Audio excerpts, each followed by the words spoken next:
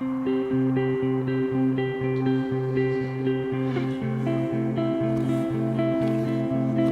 right, so day two. Yesterday was an absolute shutdown.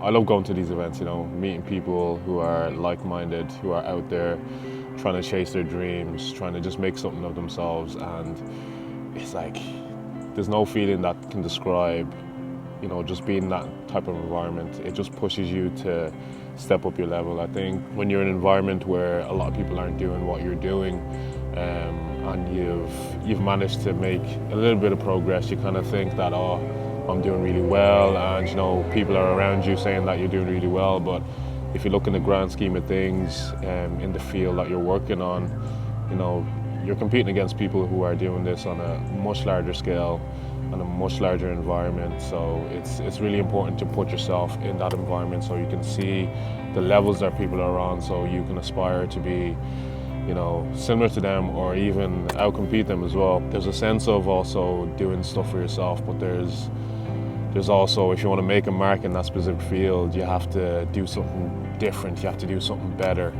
And yeah, going to these events and just traveling the world, experiencing different things is going to take you to that next level. So that's my plan for this year. I'm going balls deep in my goals this year, As you guys know, I'm a full-time scientist, and I do this online coaching, content creation part-time.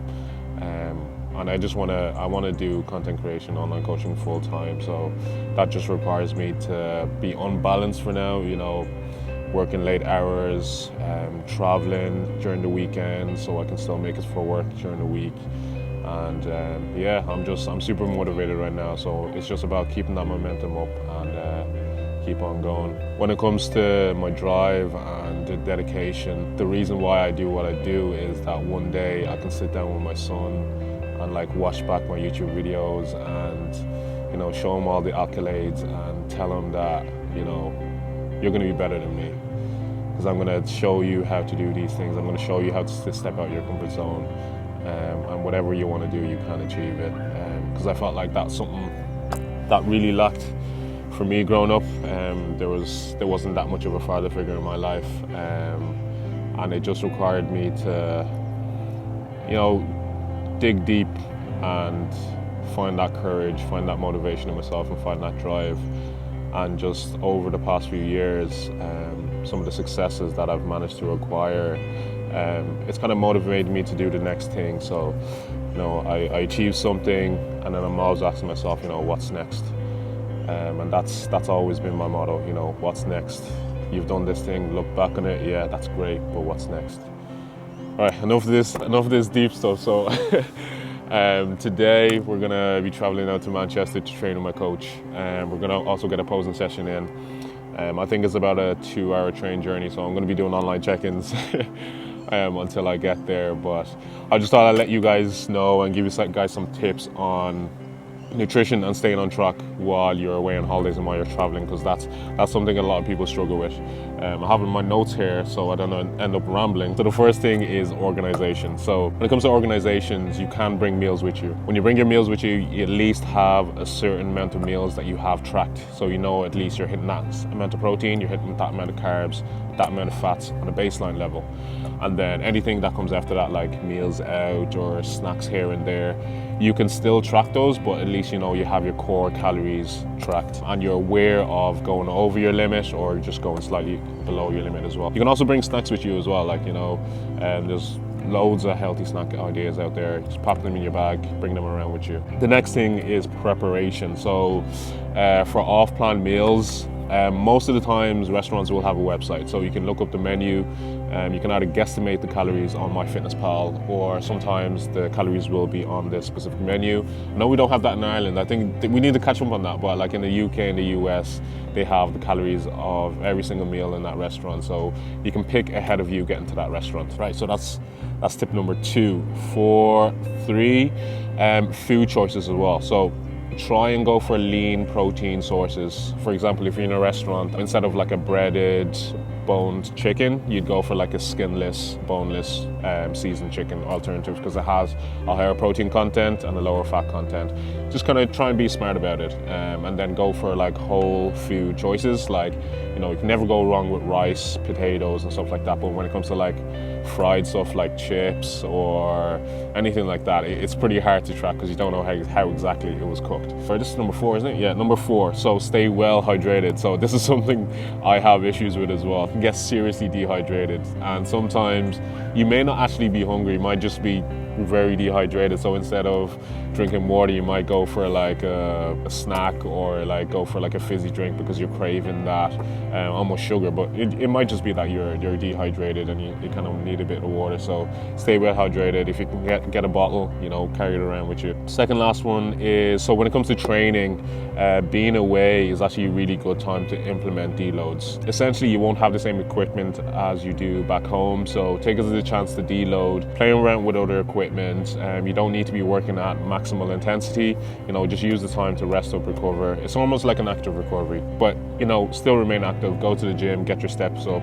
I think steps is one thing that people don't struggle with when they're on a holiday as well, because you're ended up walking to like different places because you don't have access to your car, or but if you're lazy, you just get an Uber everywhere. But just walk. And then lastly as well, so if you slip up, so if it turns out like you go out to a restaurant and you're ordering everything on the menu and 4-course meal kind of thing, I mean, just hop straight back onto your diet the next day. There's no need to keep that rolling on. I mean, one day of like binging is not going to completely ruin your progress. So yeah, those are my tips for nutrition and training while away.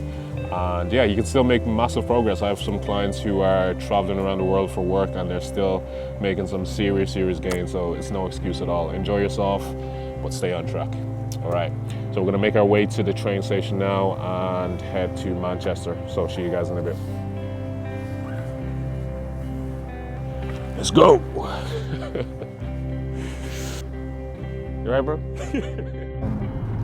Different types of kind of like, he's got like an extension of his coaching brand, so he's got like a female bikini, bro. But that's the difference though between running a business, running a company. Because he started with a sole man business, but now it seems like he's going into like learning, people as well, isn't it? Yeah. Alright, cool. Here we are. Let's see where we can park. I love this industrial style like vibe. Sick, isn't it? Old school rustic gym. We about to get it. So you think Manchester's for you, maybe? I think so, bro. I might move out here. It's pretty clean. It's pretty clean.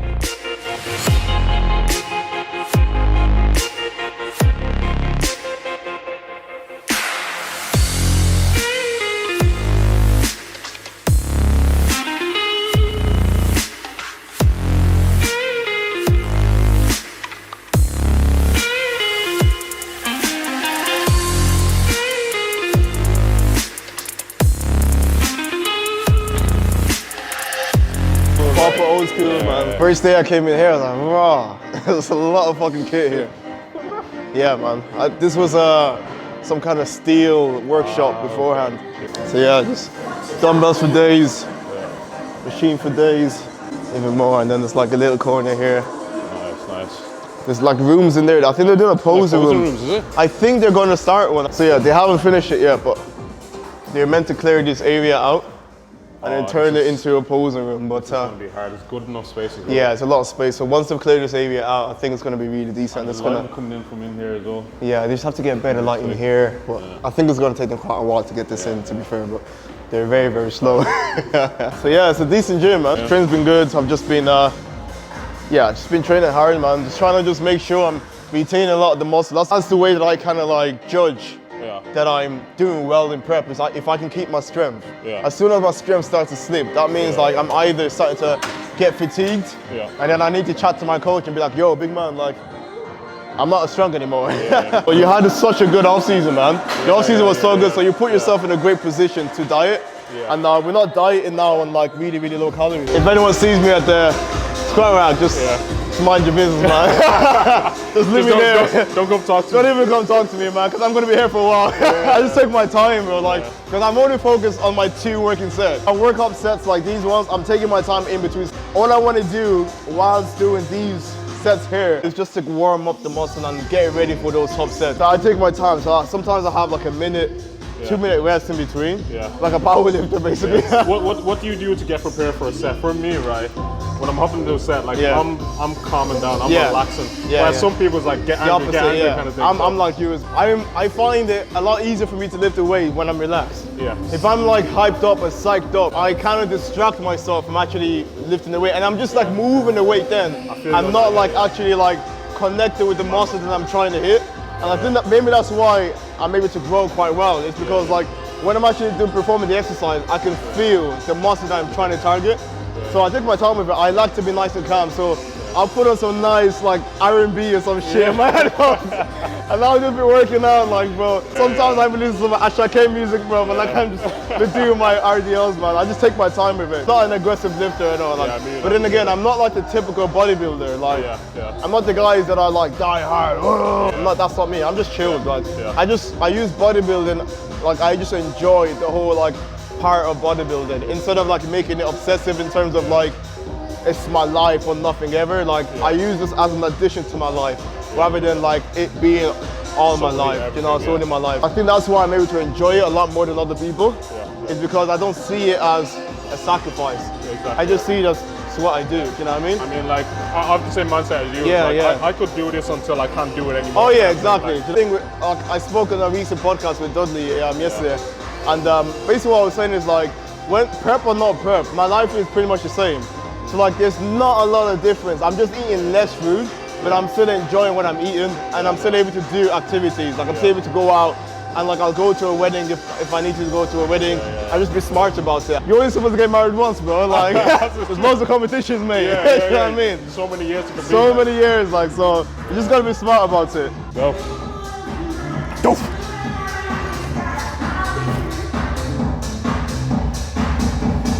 Nice. Nice.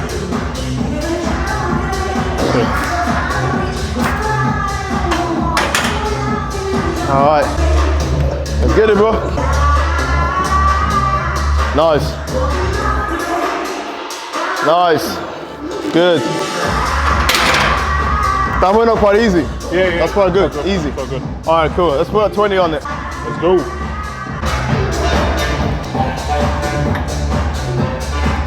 This, yeah, so I got like this. Yeah. And I'll Is this still your feeler kind of set? Yeah. No, it takes, I told you, it takes ages. Feeler set, guys, huh? It just takes ages, honestly. So I'll do this, I'll do 200, and then I'll probably start there. Yeah, so. What's your top on this at the moment? Well, my top set is like 240, like my strongest top set, but I haven't done RDLs in a month, so I'm not gonna go too crazy, because again, I'm still recovering from this illness, so I shouldn't really be going too hard, so. Go. Yeah. I should have got my straps for that one. Yeah. My hands are slipping as well. Yeah, usually when it gets to 180, my hands slip. So yeah, get straps.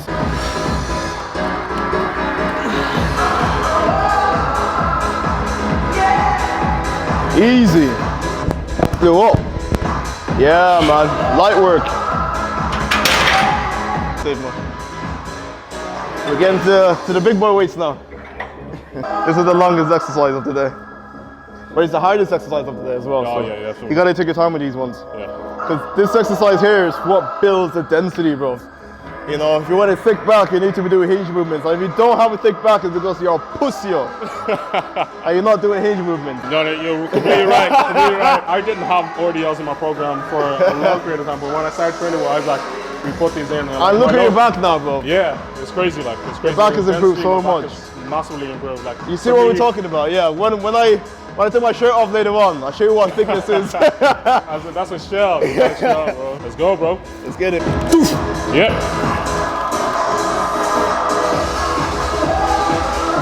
That's it. Nice. All right. Light.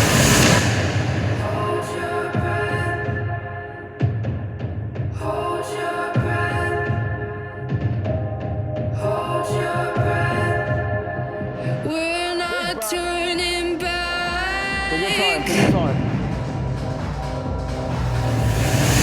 All right.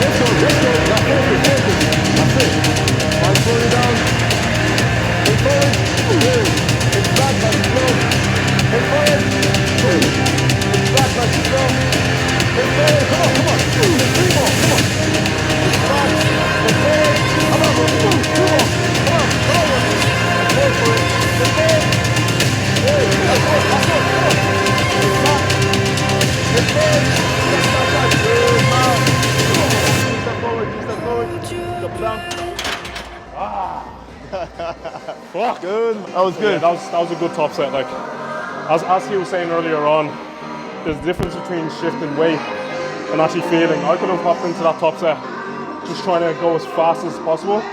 Like, you'll notice when I was doing that rep, I was just constantly focused on trying to feel my erectors, trying to feel my hamstrings, and that's where you get most out of it. Yeah. We're not weightlifters, you know, we're athletes when it comes to whether you're an open bodybuilder, casual bodybuilder, men's physique. Train completely the same. The goal is to build muscle, not to shift weight. He's definitely listening to Beyonce right now. Or Whitney Houston. You see him I have like my there. routine on my top sets. You hear what I said? No. I was like, he's definitely listening to Whitney Houston or something. Bro, whatever it takes, man. I have like my own like top set ritual that I have, so it just gets me in the mood. This is just some Afro beats, mate. You know what I mean? Brings me back to the ancestors and shit. Man.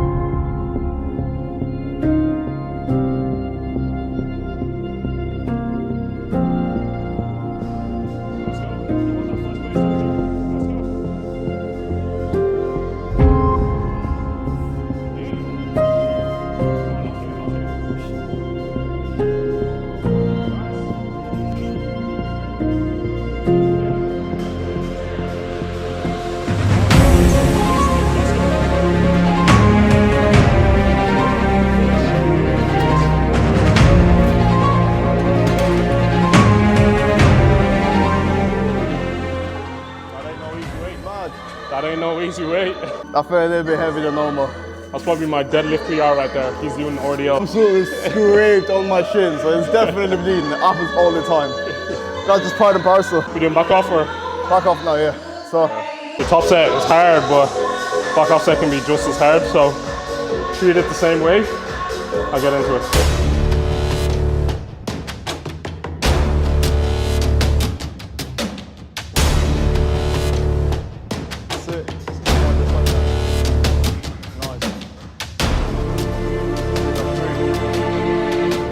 nice. And again. 5. Easy. Keep it going, bro. Come on, bring it back. That's it. 7. Nice work. 8. Come on, bro. You got it. Come on. 9. Yeah, you got 3 more. Come on, bro. 10. 2 more. Come on, bring it back. Work for it, yeah. Just work for it. Up again. Hip forward. Alright, drop it. That's it. Good. Toast, man. As I was saying, do not underestimate your back off set. It might be like 20-30% lighter, but it feels heavy as fuck. Yeah. As I said, sometimes it's not about hitting the number, it's just going to failure. So if you can go to failure before you hit the number, then that's fine. You know what I mean? Still getting the most out of that exercise. So yeah, that was my turn. That's kind of how I like to set up my back day. Yeah. I get the fitness, which is the toughest exercise out the way early, where you're gonna have more strength, where you can focus on. They're gonna be a lot fresher in the workout. Yeah. And then from there, you can do the all like fancy stuff, you know. That's it, that's it. Let's go. First place, let's go.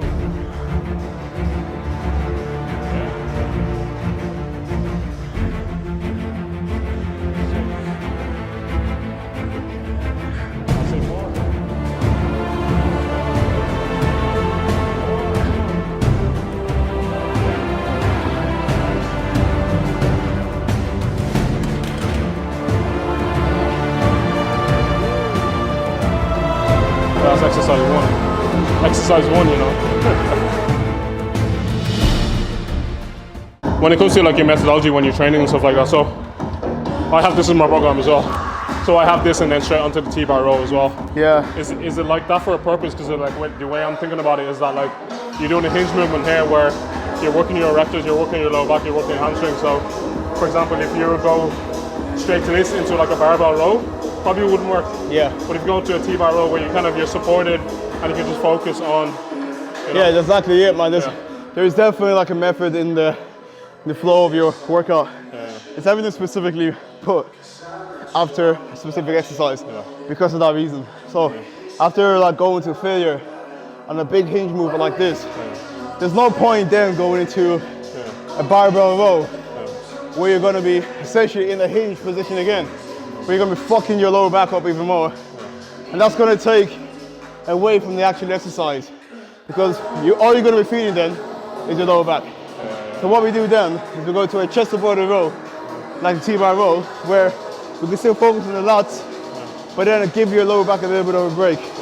And after you've done that, then we pretty much, the rest of the session then is just giving your lower back a bit of a break. Because that's still going to be sore from doing that for throughout the whole exercise, or throughout the whole workout. So yeah, everything is like designed so it makes sense with the flow of your workout. I think if you're in the bodybuilding sphere and if you're looking to develop your physique, no matter what category you're in, think about what you're trying to improve instead of just going in and doing a session. It's not about like numbers in terms of the amount of sessions you get in, but it's the quality of work you put in over that week that really matters. I totally agree with that because again, I'm going back to a podcast I did recently with Dudley, where we're basically talking about this, where it's like, so me and Dudley started a men's physique. And I've stayed in men's physique and he's kind of transitioned to classic due to his style of training. I'm trained specifically for men's physique since I started competing. So my physique has been developed for men's physique. So I look at my physique like kind of like a way a sculptor would look at a fucking sculpture, and he would like put the pieces together with the way he wants that overall look to look like. It's a similar way that I write training plans, where I would look at my physique like from a critical point of view, not from like me looking at myself, but from like a third party point of view. I'm like, okay, cool, what do I need to do in this physique to make it look more men's physique, like to fit into that criteria? And then I designed the program necessarily like for what I want to do. So it's just being smart about that. At the end of the day, I keep saying that to you, like, we're bodybuilders, but we also have to be specific with what we do as well. Like, there's no point me doing exercises that's gonna blow up my waist, whereas I want to stick with men's physique. And if my waist gets too big, I might as well just... A funny example of that is that like when I went to Isaac first, I was like, I need big arms. I need arms. Like, it was like, men's physique guys, they need good arms, but they don't have to be huge. Like, they don't have to be massive. And like once you blow up your arms, it takes away from your shoulders. And it takes away from your width and stuff like that. So you have to be very intricate and like also get like a third party advice. Like, go to somebody else that's not looking at your physique every day. You're looking at your physique every day. You don't really know what you need to improve on. You don't really know your strengths. So getting a coach is like, it's second to none.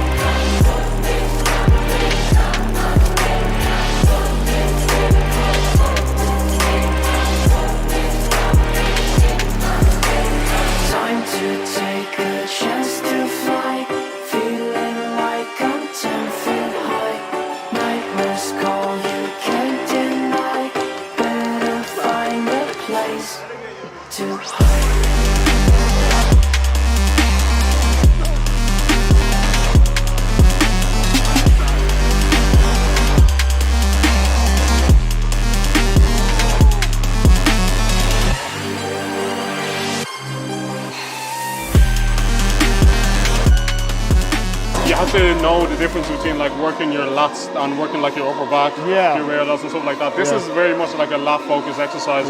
And you'll see like when he was doing it there, like he's driving towards his hip instead of like trying to drive back, as opposed to like what we were doing over there. So like when it comes to like different movements, know what you're working, because it is a back exercise, but it's a lat focused. If you think of the way your lats are built, like it wraps around your spine and it goes upwards. Like it's not just like a fixed muscle group. So like lean into it and almost like force that range of motion. Listen to Yemi, the doctor.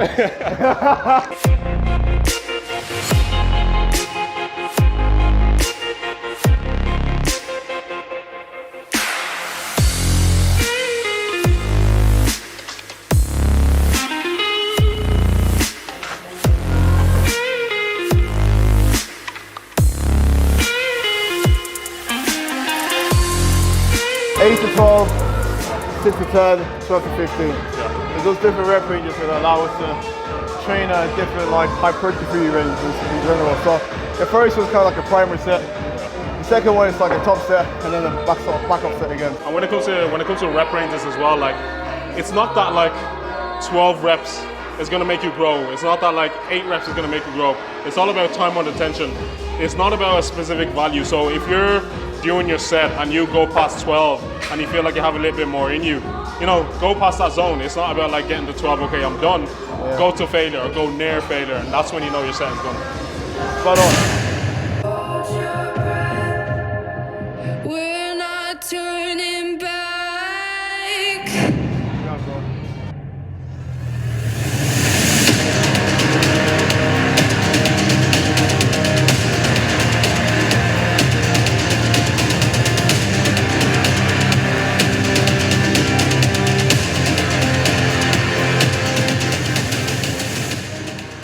All right, so we're onto a pullover now, cable pullover.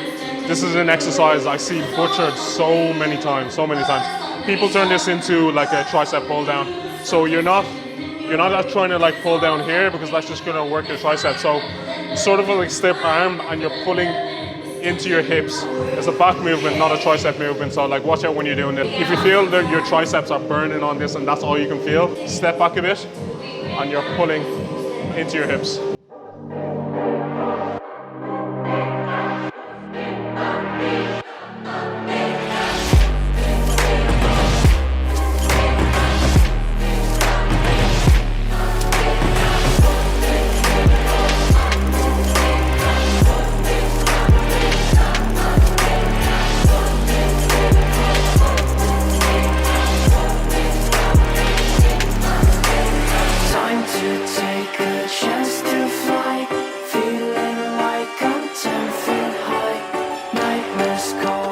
These mag grips here make such a difference when you're doing lat pull down movements. Whereas like if you have a straight bar, there's a lot of wrist strain in there and it's hard to get, you know, the correct tuck that you need to be able to activate that lat.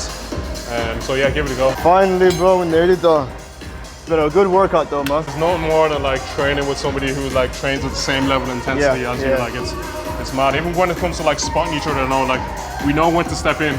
A lot of people spot wrong and like take the rest for you, and it's like there's no more annoying than that. So like, so fucking annoying. Yeah, no, it's good. I normally train by myself, so it's good to obviously train with Yemi. Because most people don't, you know, I just get pissed off when I train with them, to be honest, because I'm usually moaning or some shit. But yeah, so it's good that Yemi is like just cracks on, so it's good. How much you paid to say that, bro? I'll send him my invoice. we made an agreement before we came here. The main thing that you need to focus on is keeping that chest up. Because as soon as you drop your chest, everything caves in and then you look a lot thicker. So what you want to think about is doing is stretching it up. Use your height as well. You're a tall guy, use your height. Because if you're crunching down, you're making yourself, your torso look a lot more narrow and compact, making your waist a lot more wider than it actually is. I think I know where that comes from. I'm always used to crunching because I'm always used to practicing posing in my off season. And obviously in the off season, if you crunch down, it makes your abs look a lot better. I hear you. But like when you're stage V, you don't really have to worry about it. Abs are gonna be tight, so it's gonna be there. I have to use my height and my width as well. So exactly. And then like I know you're trying to get the lats out, right? Yeah. But then you tend to like exaggerate this arm like this. Whereas what you want to think about doing, let this arm just drop down. Even like just like that. Do you know what I mean? Like get the lats out and let it just drop. And this looks a lot more natural. Nice, good. And then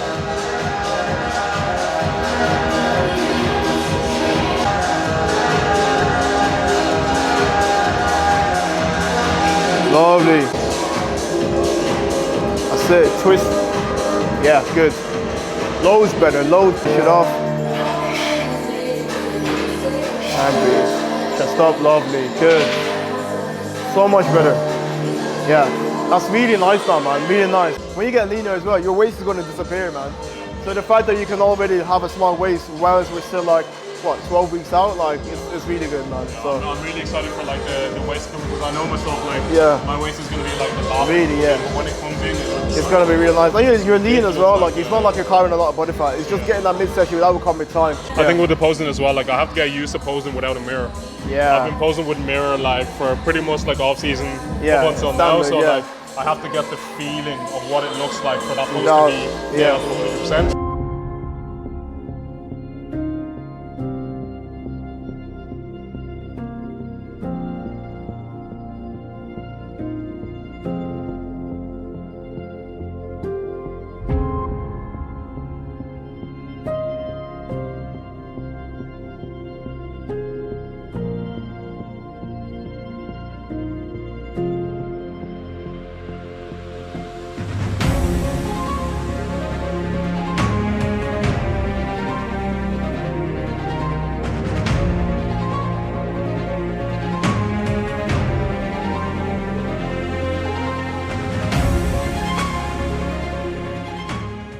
good, we're rolling.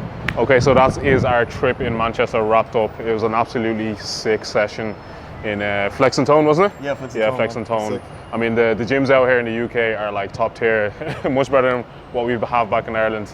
So I'll definitely be back here.